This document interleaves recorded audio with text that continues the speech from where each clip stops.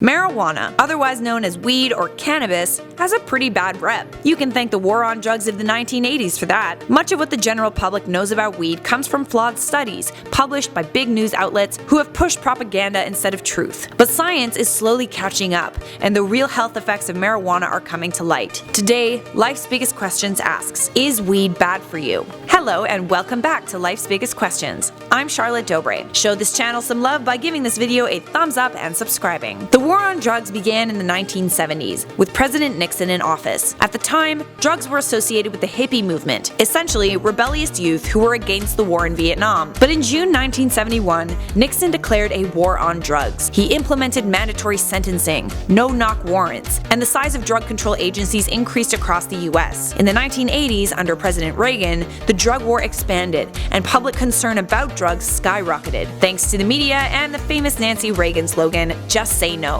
This set the tone for the next several decades. But now, the true nature of marijuana and its health benefits has been researched. Many US states as well as other nations are legalizing cannabis use, both for recreational and for medical purposes. There are several main myths about the health effects of pot. Firstly, pot can make you schizophrenic or depressed. It can destroy your memory, ruin an adolescent brain, and that it's a gateway to harder drugs. I will reiterate that these are myths. There have been no conclusive studies that support any of those claims. Now, that doesn't mean that there are no health risks whatsoever associated with marijuana use. Firstly, if you're just having a puff of a joint every now and again, there's very little evidence that you could develop health problems. There is concern, however, when it comes to long-term heavy pot smoking. Marijuana smoke contains 60 different chemicals known as cannabinoids. One of these chemicals you're probably familiar with is THC. Marijuana also contains many of the chemicals that are also present in tobacco smoke, like formaldehyde, hydrogen cyanide, and ammonia. These chemicals have been linked to cancer. According to a study published in Cancer Causes and Control back in 2013, heavy marijuana smoking might raise the risk of lung cancer. However, there is actually no definitive proof that marijuana smoke causes cancer the way the cigarettes do. When it comes to your lungs, what we do know about marijuana smoke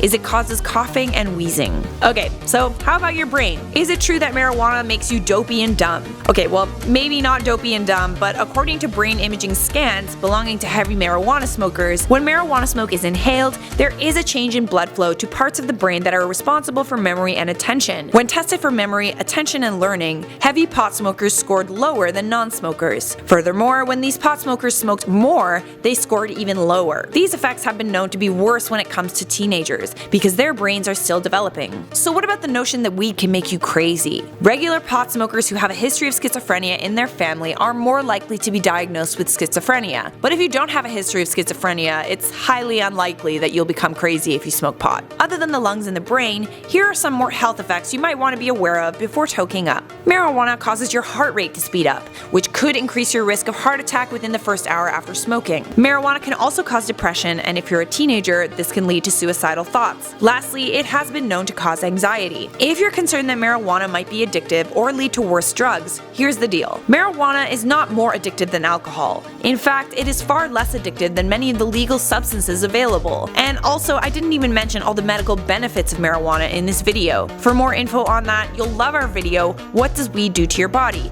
Clickable on the screen right now. For now, I'm Charlotte Dobre, and you've been watching Life's Biggest Questions. You should also check out our playlist Biggest Science Questions, clickable on the screen right now. As always, make sure notifications are turned on by clicking the bell, and we'll see you in the next video.